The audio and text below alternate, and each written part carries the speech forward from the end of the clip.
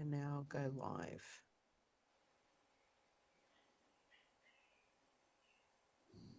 Oh, hang on a second.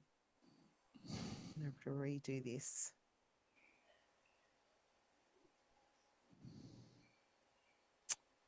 Okay. Sorry, I'm going to have to redo it.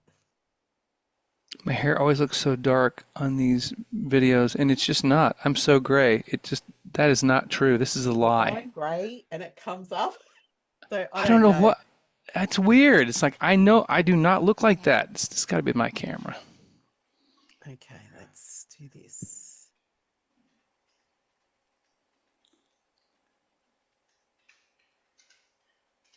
Hey, Daisy May. Sorry about this. You good? I've got the neighbor's dog talking to me. What are you doing? What are you doing?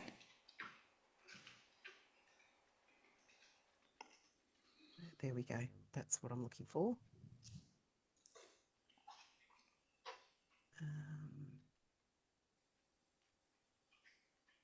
Stream key. Facebook makes it very complicated now. I It used to be agree. very, very simple. I agree. I have problems with it. Yeah, it's stupid. Okay, that one. And oh, there's 3 links you've got to copy and paste. Juliet normally does all of this stuff, so here we go. All right. Oh, cool. We're in. Yeah.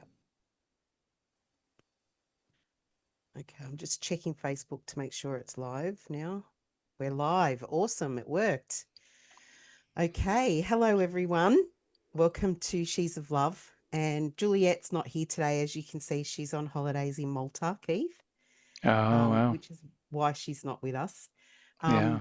But today, everyone, we have Keith Coley on the show, and I'm super excited because we haven't even started our live video yet, and we've already got people tuning in to Keith's Facebook page, watching him and checking him out before we even started. So the impact that he's having has already begun. So today I'm just super excited to hear what he has to say.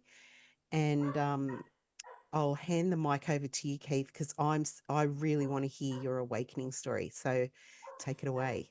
Where would you like me to start so I don't Well, you can give start to... as like what you were feeling as a child, and then Oh, wow. Okay. yeah, you Oh, can dang. start All right. there, So and we're going to then go back. All right. yeah, All because right. we've got like 40 minutes an hour, so you've All got right. time. Well, I'm outdoors. This is the outside of the house. If you hear nature, We'll I'm we'll sorry about be that we'll be bleeding through. celebrating if we hear nature, because we love Right. that. If it's a bear, then I'll be also giving you other noises besides celebration, possibly. We have a few of those that walk through every once in a while, but usually Well, it's just hopefully deer. we won't see any bears. Yeah, I grew up in the United States. You can tell by my crazy accent that and it was the lower part of Missouri, so sort of on the verge of the South, but not quite. Mm-hmm. And in a small town, farm town, and I give you this background because otherwise, I'm not the guy that I grew up in a monastery and my mother dropped me off at the doorstep Yeah, when I was a right. child. It's not one of those stories.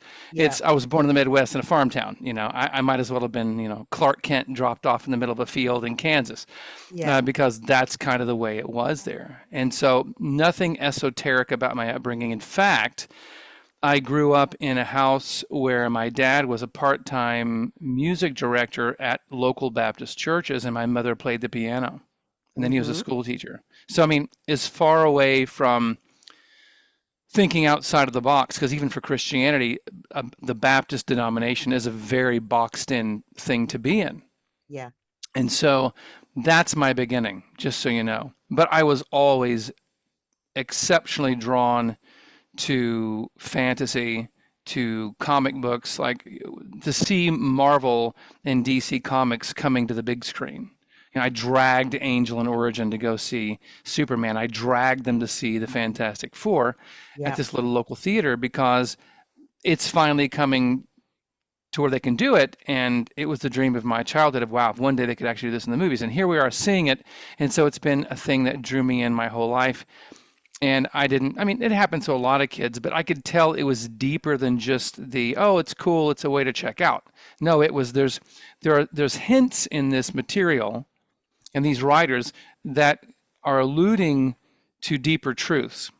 Yeah. And I felt that deeply in there. And when I went off to university and even further south in the United States into Arkansas, I went on a vocal scholarship, and I wasn't sure what I was going to do with a music degree. I mean, I didn't have any place to experience the fruits of that particular endeavor. Yeah. I just went because that's what you're supposed to do, and I did it. And I quickly realized that wasn't going to work for me. And I remember one of my apartment mates who went to the same university I did, she's just right down the way. We were talking one night, and she goes, "Dude," she goes, "you're failing out, aren't you?" I said, "Yeah, I am." Yeah. She goes, "What are you doing?" I said, I don't know. I said, "I just don't have any zeal for what I'm doing here at all." Yeah. I've moved now into psychology. It's more practical, I guess, than the music degree would have been, but still, you have to get a master's, probably a doctorate. I don't know what I'm doing.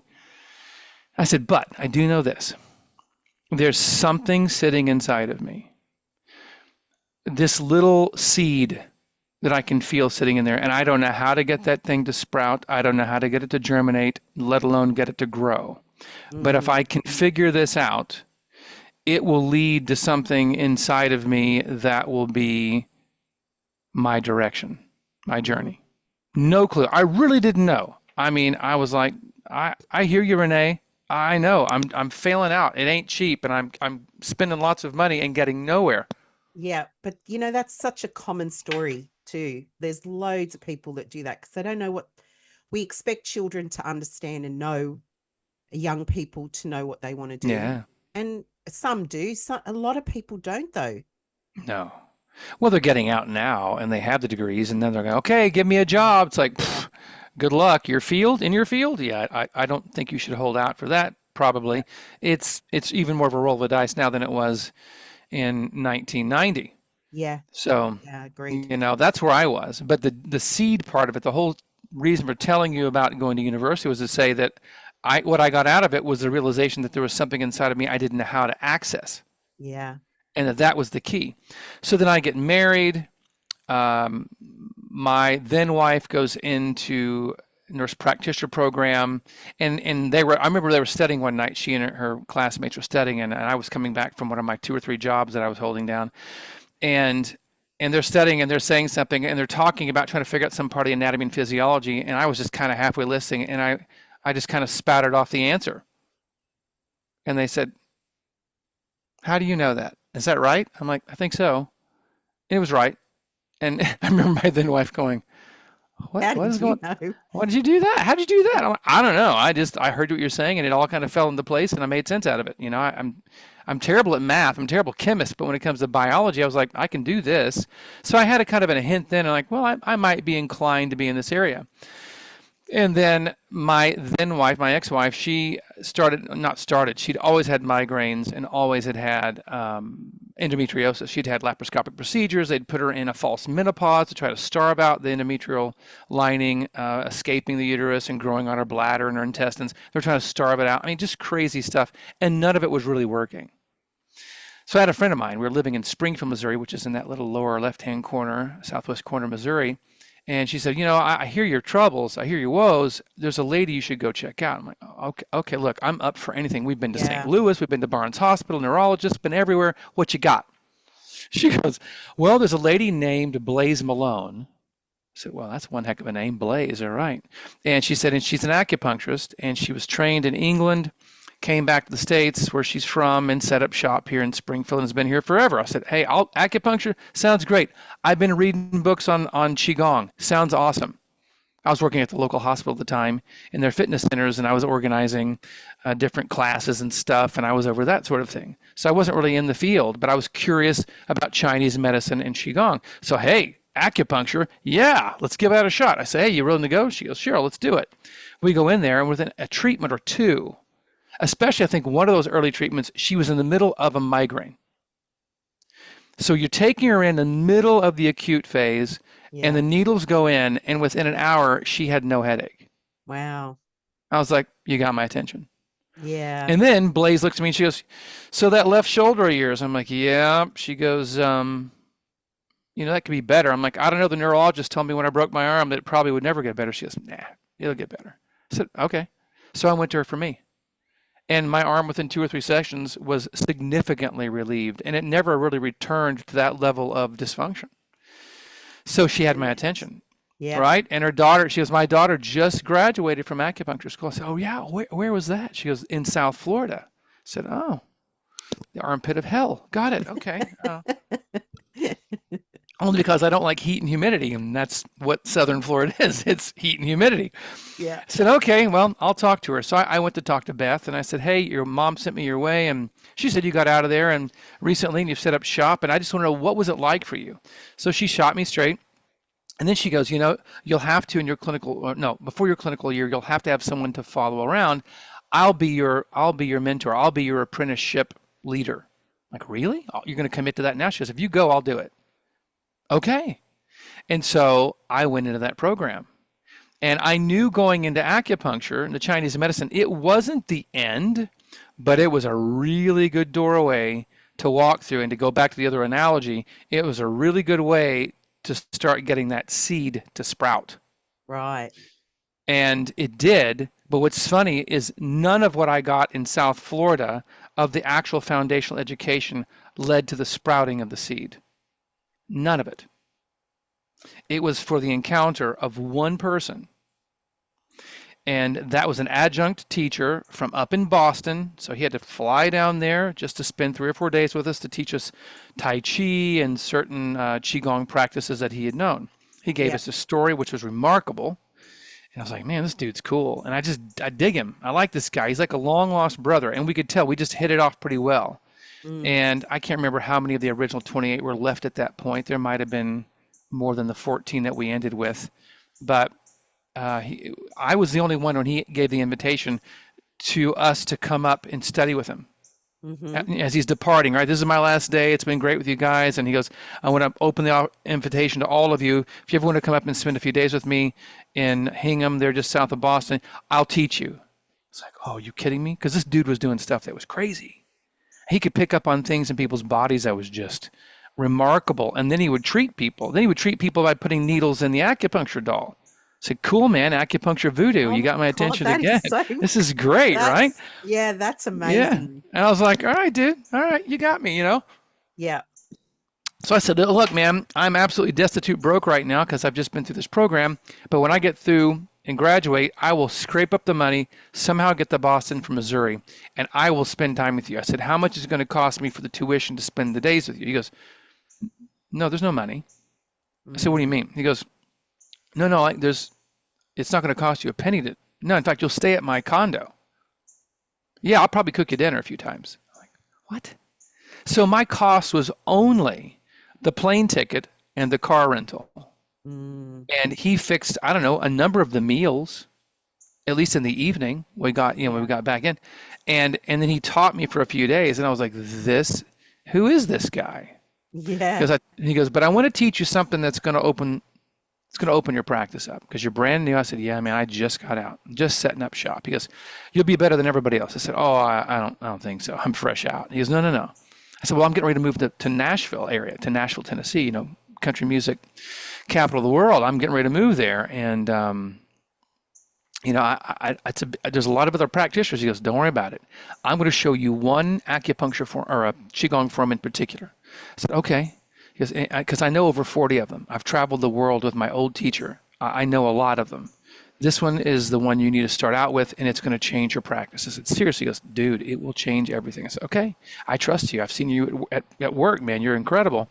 So he goes, you learn this simple qigong form I'm going to show you. Go home and you do it every day as much as you can, and then do these few simple things in your practice over your patients. Put the needles in, put them down, do what you know to do, And then when you infuse them with life force from your cultivation practice while they're on the table, that's going to do the lion's share of the work.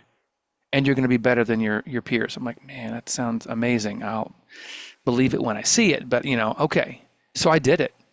And Claudia, I mean, he was not wrong. He was not Mm, wrong. I mean, my practice was once the gears started turning after that first 6 months, it just started cranking. wow. And I was getting results, and I knew he was right. It wasn't because I'm smart. He's smarter than anybody else out there. Probably less so, probably less knowledgeable, certainly at the time of my peers. But they weren't cultivating life force every day, and they certainly weren't using that particular form to do it. Yeah.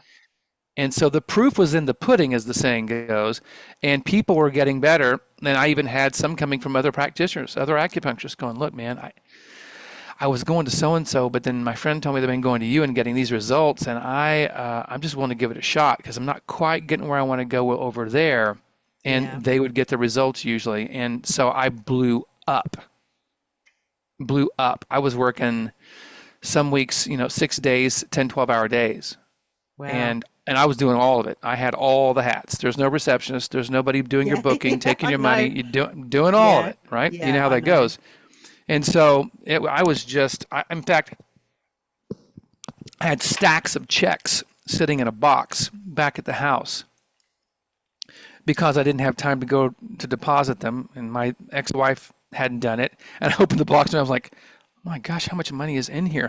I didn't have time to spend any of it, Yeah. and because I was so busy, or even deposit it, I was so busy. Yeah. All because, though, again, I want to stress, all because of the life force I was cultivating that was being imparted to the clients. Yeah. Because two basic principles I normally tell my clients and in my students in the very first stages of teaching them is this. There are two magic ingredients you need to be well, to get well, be well, and be more than you think you're able to be as a human being. Have enough life force, enough animating force in your body for everything to do what it needs to do, Mm-hmm. and to have the proper information for all your organ systems, all your cells to be able to do their own function. If the Yeah. blueprint gets skewed or if the body somehow is detached from the blueprint to some degree, then it doesn't read properly. You have miscommunication and problems. So And so, that's I'm it. the question I want to ask about that Yeah, in yeah, do it. particular, because that's resonating with me. Hmm. What is it that detaches us from our blueprint? Is it something that we voluntarily do because we don't Mm, trust the body, or because, that's good. is there a reason why we Yeah, detach from it? you're asking the question. Yeah. You knew it.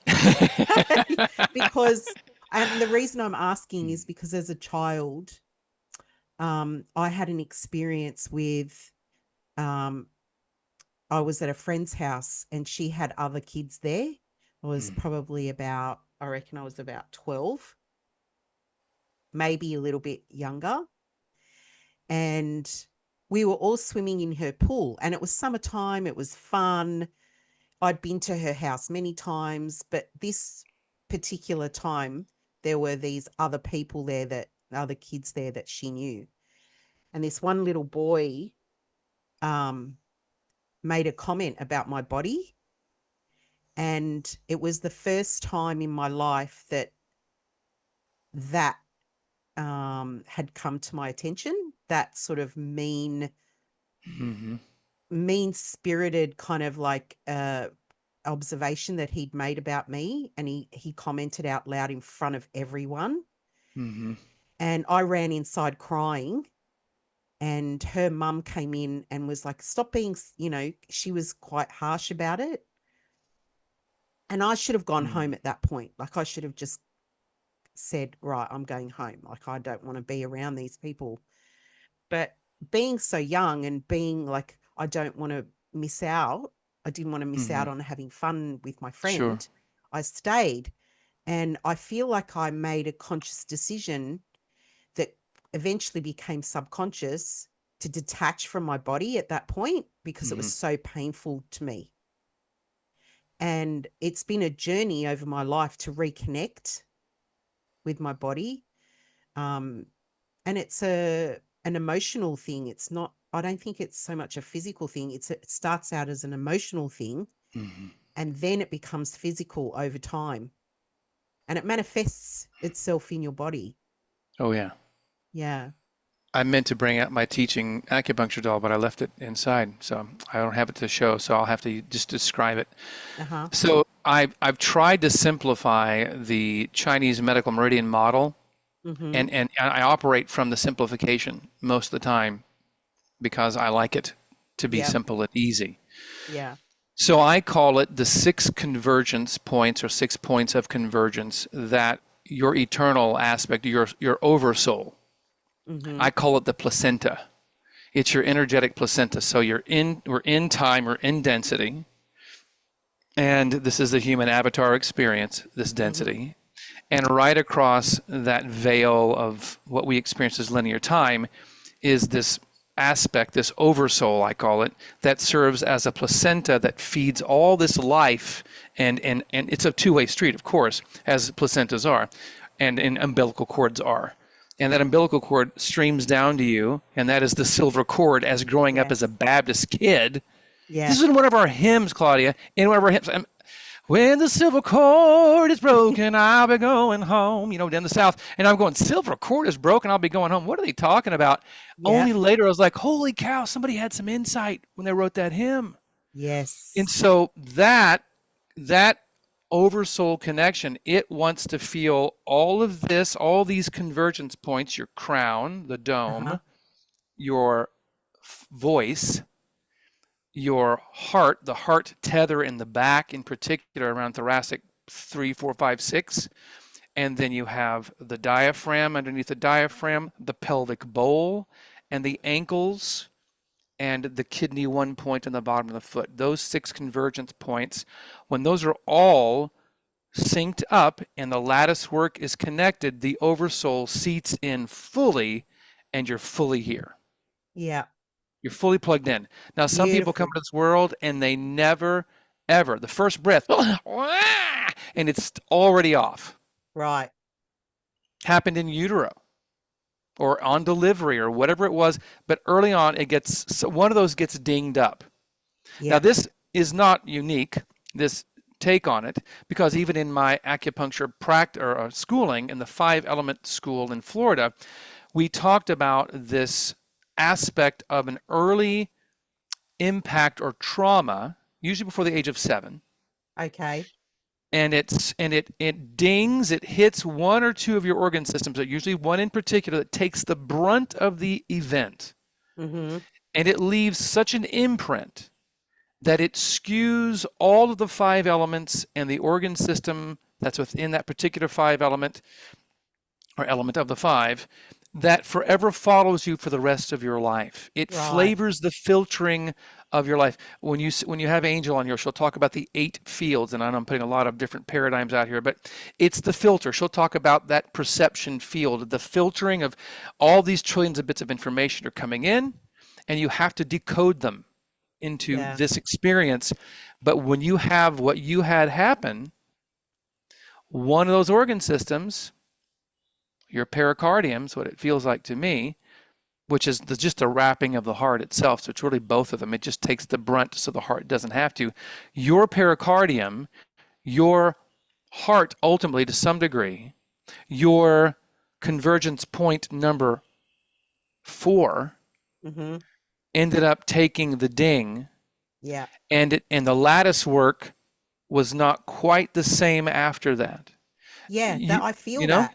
Yeah. it's still not quite there. You can feel back behind like that should be a little more connected, less occlusion going on there, and it's just not right there. And if I move through all your 6 convergence points, that's the one that talks. That's the first one that goes, hey, hi, hey, Yeah. Yeah. so we got a thing. Would you look at the thing? Yeah. You know, and that's Love the that. thing. And Yeah. so it's usually one of those type of events. Now, don't get me wrong. It could be, hey, I grew up in Michigan and we lived near a chemical factory and we used to go and swim in the swollen, creeks and stuff. And who Mm. knew back then that it was contaminated and half the town's got cancer now? Well, Yeah. that wasn't someone. damaging your heart protector, your guardian, by going, hey, you look weird, or look funny, or whatever the comment was, Yeah. which is what happened. Your pericardium goes, uh-uh, we've got the queen back here. What do you think you're doing, doofus? You're not going to damage her. I'm going to Yeah. stand here and take this the best I can. And it did. And some of that event, though, blew by a little bit, and the queen got hit some. Yeah. But the chemical spill, what about that? But it's not emotional in its beginning. It's chemical. It's Mm. damaging, but it's still affecting an organ system. So that Yes. 5-year-old is in there bathing around in this chemical soup, and then they have a few organ systems take the brunt of it, maybe liver, kidneys, whatever it was, spleen, and then that is their event. Yeah. And the lattice work is then damaged. So just so people didn't think that it's only, I'm saying, oh, it's only emotional impacts. No. No, but there's emotions that go with that. So now 6-year-old little, Janie is being taken to the hospital because she's puking and has diarrhea more days than not. And the doctor does all the blood work and they're running and they go, oh my gosh, Janie, I need to tell you and your parents something very terrible. What emotions do you think she's going through at that point? Yeah. So then, is her body safe to fully dwell or Exactly. indwell? It's not. Exactly the question. Exactly the Mm-mm. question. The oversoul is going, hey, look, this nodal point in the timeline, my choice to take this point and drop an umbilical cord and have a density experience,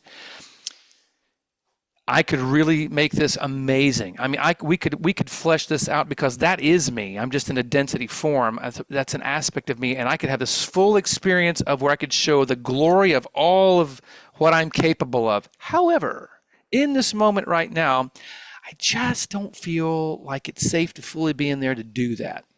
Yeah. So then what you end up with is a life that is ultimately not as fulfilling as it could have been in the way that your oversoul was able to express in a vehicle that could handle that. So I'm taking us up to here's the damage, here's what it does energetically. This is also how it could play out in your biochemistry. Yeah. That's not a fair thing either, because depending on, and I'll put another principle out there, depending on what you came into this world with as your savings account, your pre-born, your prenatal energy, depends on what kind of blows you can take in life and still keep going, and the oversoul go, nah, I can still do it fully Yeah. or mostly. So you come into the world and there's your Jing. Actually, yours is really good. So you came in with good Jing. You've got a pretty good savings account. But let's say Okay. we've got Johnny over here. He comes in, and Johnny is sick from the time he came out of the womb, and nobody can figure it out. Mom is breastfeeding. She's like, I'm doing all the things you're supposed to do that we've been doing for thousands, if not maybe millions of years. And we've Yeah. been I'm breastfeeding the baby. I'm eating right. I'm doing all I can. I think the household environment is peaceful. My husband and I are getting along great. Everything's good. And yet, little child here is just sick pretty much from the word go. Yeah. And then you feel in and you're like, well, let's check his savings account. That is not good at all. He came in with $5. Yeah. It's horrible. It's like, well, that's so unfair. Yep, it is. Mm. But I'm putting this out there so your audience understands that that is how some people in this life can take so many dings, intentionally dinging themselves. They're like, yo, so give me a second bottle of gin. I'm gonna down that before I go to bed tonight. They're Yes. they're just abusing themselves right and left, and Yes. they're 85, and you're going, how are you not ill? Yeah. Exactly. Oh, if that This question comes out what? like weekly for me. You Yeah, meet people, some people who are like, they're fine, and then all of a sudden they get sick and then they're passed away. And then you get other people who have abused themselves for years and years and years, and they're still going. still going. I had an aunt died at 99, smoked till she was 70, and ate garbage, and was a flight attendant for the first part of her life, and ate garbage on a plane. So 99, and she still had all of her marbles, so to speak, before she passed out. Yeah. Just died. I'm like, how Yeah. did you do that? Because her Jing, when she was born, it was incredible. I've tracked it. Now that I'm able to Right. do that, I'm like, what did Aunt Legine have going on? Oh my Lord. And you feel all the other brothers, all the brothers in the family. You're like, nope. Only one brother had decent Jing. All the rest of them, compared to her, terrible. And Yeah. Right. so what do we do about that, right? You could Yeah. ask the question, well, so what, am I just screwed?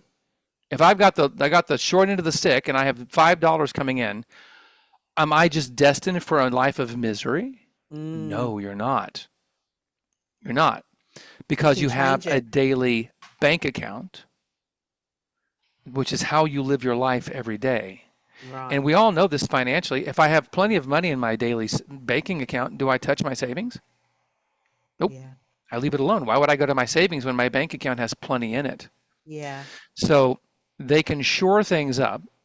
And there's a pretty strong theory in Chinese medicine that says, look, whatever you came in with, that's what you got. That's it. There's nothing else. And that's not true in Mm. my experience. There are things you can do to rebuild the Jing. You can certainly firm up. I'm sorry, I used the word that I wasn't going to use because it's Chinese, but that savings account, you can shore up what you have left. If it's $5, you can preserve the $5, encase it in all kinds of protective measures so nothing ever Mm-hmm. gets to it. Mm-hmm. But that requires an understanding that most of us in the West do not have in our culture. And even in all our alternative medicine, we don't fully understand what it takes, I think, to really know how to make that daily savings account what it can be. Yeah, right.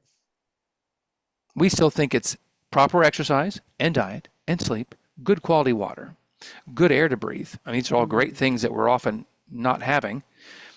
Good sleeping habits. I mean, all the things, good supplementation, those mystical and yet ever never manifesting med beds. Yeah. They're coming next year. Okay, well, Yeah. you've said that for 15 years now. Yeah, that's Um, my experience as well. Yeah. yeah, it's like somebody has them. I know. I heard from a friend who knows a friend who knows a friend that there's a med bed. I'm like, Yeah. it's not quite good enough for me, but okay. Um, Yeah. so you have these things that a lot of ancient cultures understood Mm-hmm. that you can do to shore things up in a way that most of us don't know.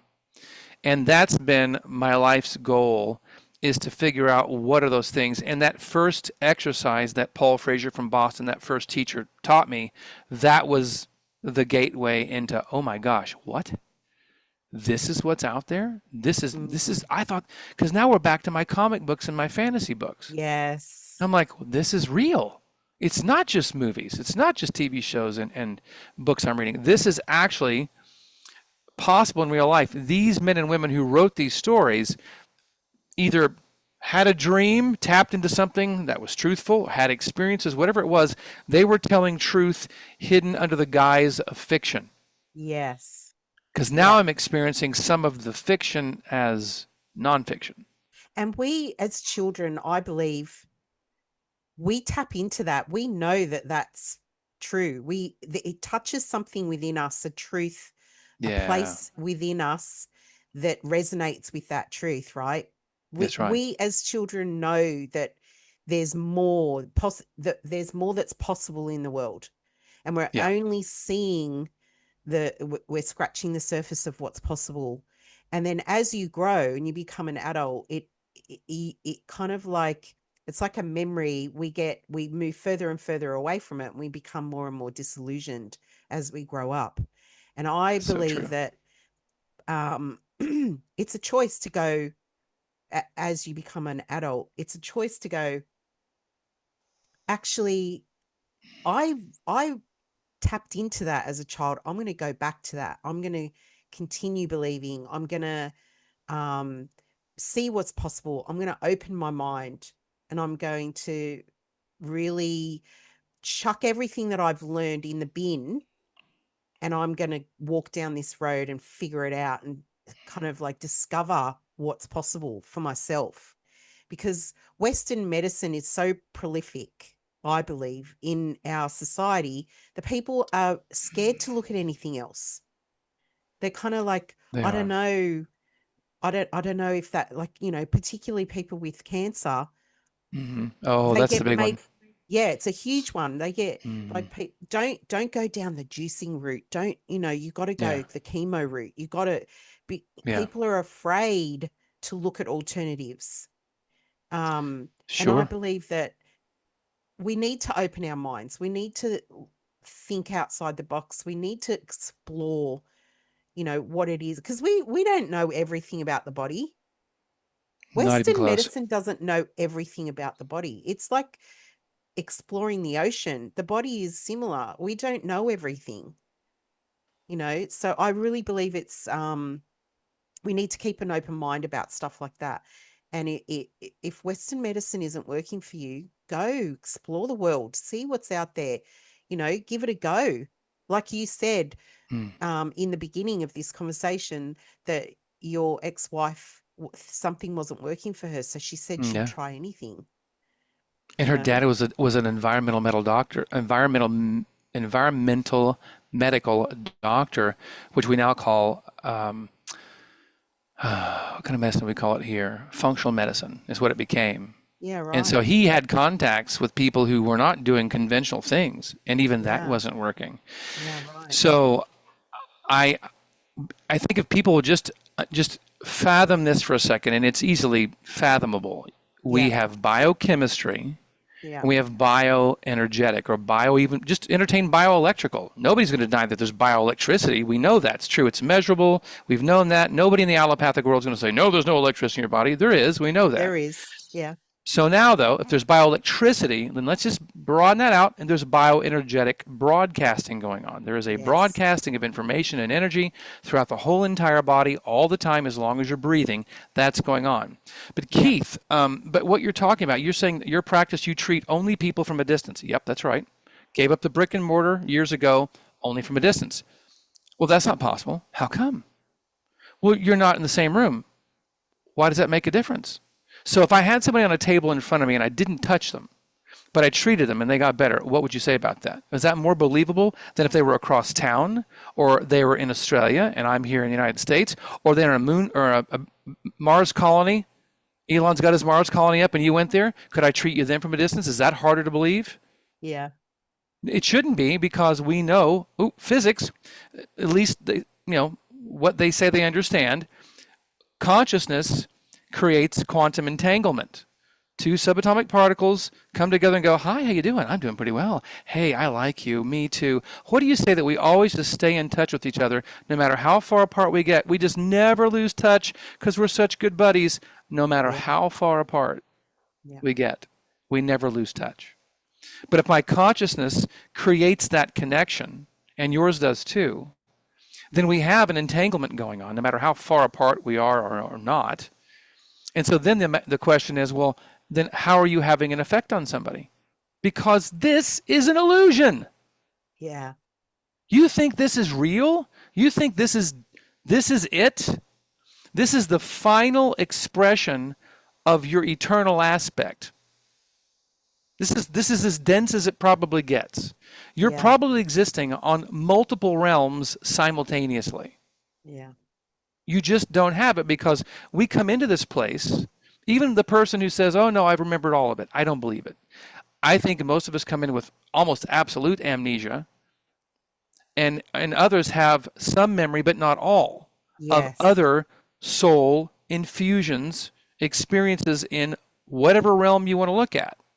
Mm-hmm. And so if we have all that going on, but we've forgotten it, then what's the journey? What's the true awakening? Well, Keith, it's obviously human trafficking. It's obviously governmental waste. It's Yeah. big pharma. These are the great awakenings. I'm like, no, I mean, those are awful things, but Yeah. that's scratching the surface. The great Yeah. awakening for me is, how do I take the human avatar impediments, the amnesia I came in with? How do I start to clear that fog out of the way? Start to collapse these avatar structures that were survival structures, whatever they were erected for. They're not serving any purpose right now. They're in the way of my oversoul connecting to that lattice work, so I can have that be what moves through this life. And that's where the power comes from. That's my journey. That's my awakening. I'm not going to create a big ripple. Keith Coley is not going to create a big ripple in this world by voting better or writing more letters to my senators or my representatives or my governmental officials or going out and picketing in some group on the side of the road. I'm not going to change anything by doing that. I won't. My better chance of changing something is how powerful can I become and how clear and coherent can I become? How much of this dysfunction I have collected and created and adopted in my human avatar experience that I can collapse, that then my broadcast becomes so amazingly strong that I affect people whoever who are near me and whoever just tap into my material, my voice, what I've written. And hopefully what they're tapping into is a positive thing. If I'm doing my work, it gets better hopefully every year, the quality of it. And then the ripple starts happening and they don't even understand. You don't get social media. I've already had this done in the last 5 years and I was standing up against you know what, but Yeah. I don't get dinged for posting what I post. They don't know what I'm talking about. They have no idea. Meta's not going, he's talking about the important stuff again. We gotta suppress him in the feed. They don't know what I'm talking about. Yeah.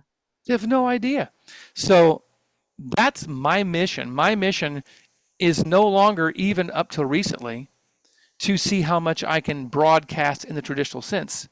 I'm not going to be the ever brighter shining light. In fact, in my recent exploration, I have reversed my practice and intent, which is I'm collapsing I'm having my oversoul, I'm inviting it to come in and repair the lattice work, and with torsion fields, augmenters to torsion down into my bones, my every tissue cell in my body, and start to permeate everything, collapsing everything that's not that.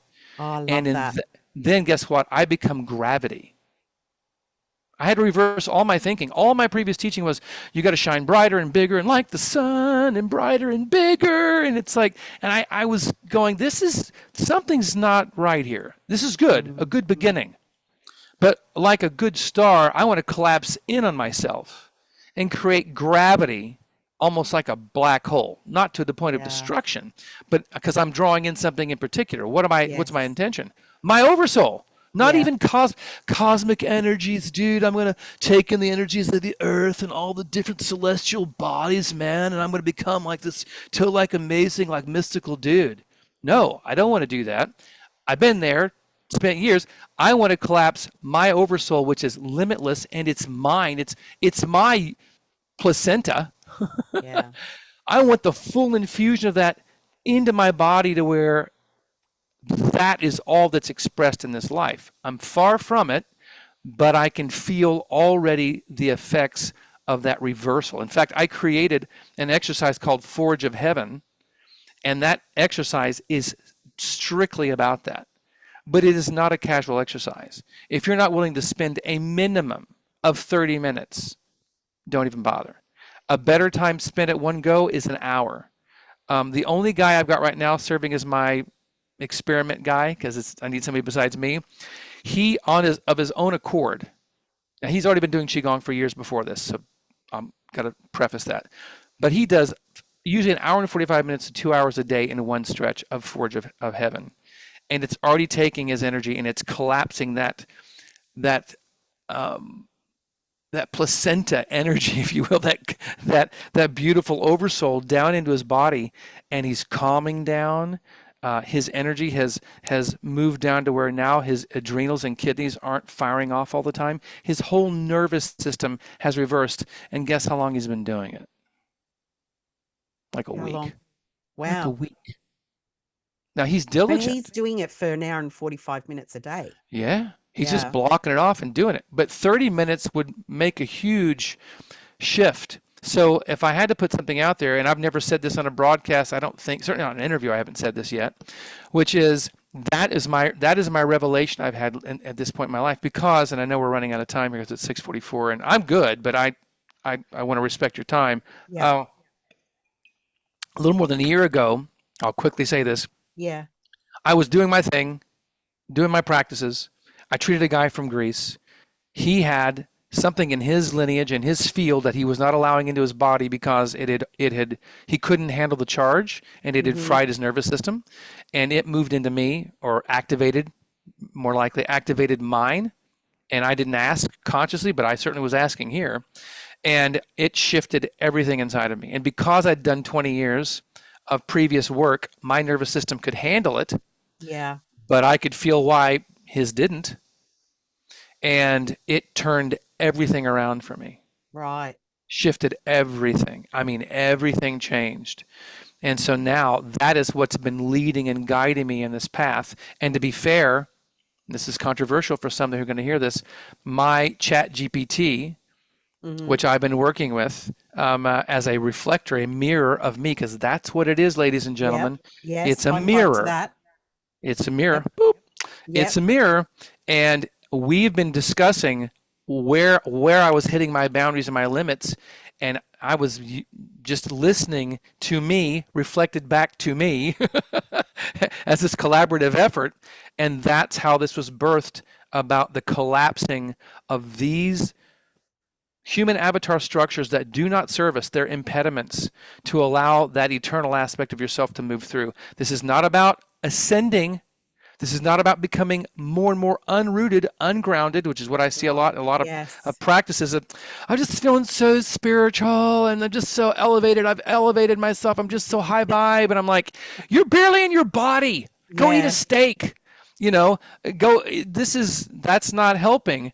You know, you do need the crown infusion. Absolutely. But that's half of the equation.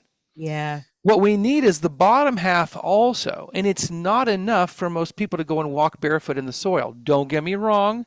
It's really important because it connects you back to nature. I'm not Yeah. saying it's not important, but for most people, I'm finding it's just not enough to Yeah. counter the other part. Yeah. I'll attest to that. I'll attest to that for sure, because it's not enough for me. It's not enough for us. We don't live in that world anymore, most of us. Yeah. You know, we have too much technology, even out in the mountains here. There's still too much EMF. I'm working off of Wi-Fi right now, and Elon Musk, bless his little soul, is bathing all of us with his satellite stuff, no matter Yeah. where you live. Yeah. So we don't live in the world we did whenever I'm 54, than I did when I was a kid. That world is gone. Yeah. Gone. I mean, Yeah. it doesn't exist anymore. Yeah. So we have to do other things in this life above and beyond, like you said earlier. We've got to go above and beyond the comfort zone and just Yes. say, what else is out there? What am I willing to entertain? Yes. And I promise you, and I'll stop talking after this, I promise everybody out there, if you will just entertain, what if I leave it all on the table before I leave this body? What if I just explore everything I have brought to me, I have an inkling to check out? What if I don't have the fear of judgment, of my peer group saying, what are you doing? You can't do that. Or your religious institutions or whatever they are. And I haven't even gone into my Christian background. That's Yeah. another story. But if you can escape the gravity of those things and entertain that you can create inside of yourself a beautiful divine gravity that will Mm. draw things into your life that are beautiful. And I'm unfortunately and fortunately at 54, I'm just figuring it out. If you're Yeah. somebody who's younger or older than me, but especially you younger folks, please hear my words. Don't Mm. let anybody tell you something can't exist. Yeah. I back Don't. those words. I back those words 100%. And my daughter, who's 22, she taught me that. She unraveled that brain That's of mine that amazing. was saying that that can't be real. And she was the one that was like, Mum, think about That's it. amazing. Yeah. Yeah. That shows you who she is. Yeah, exactly. So Because, you know, I'm grateful to her for that. And that's what set me on this journey. So, yeah. and that's why I'm bringing it to everybody else, is to open their minds about what's possible. Oh, so much. We're just Yeah. scratching the surface. We're just, I mean, I have to say this. It's not enough to just wish it and think it. Mm. There's more than that, and we don't have time for it, but there's a way to write energetic software consciously in your life, because we're doing it unconsciously most of the time. But consciously writing that software, and there's so much power in that. And I had it Yeah. modeled for me for years until I finally figured out what he was doing. Yeah. And that takes daily effort, but it gets easier. Like most skills, the more you do it, it then becomes just second nature. Yeah, it's true. Well, Yeah. Keith, I'd love to have you on again if you would agree I to would love that. to do that. Yeah, Sure. and we can continue this conversation at another Absolutely. time. So I'll contact you after this and we'll book in Perfect. another date. Awesome. Thank you for coming on. It's been Thank you. so fascinating to talk to you. I knew, and I Yeah, knew I've it had a would blast. be. I've had a blast. This has been a Yeah, lot of fun. It really has. yeah, Yeah. yeah. Thank you so much for all your generosity and all the information that you've given us. I really appreciate it. Appreciate the opportunity. We'll see you again. All Bye, right. everyone. Awesome. See you, everybody. Bye.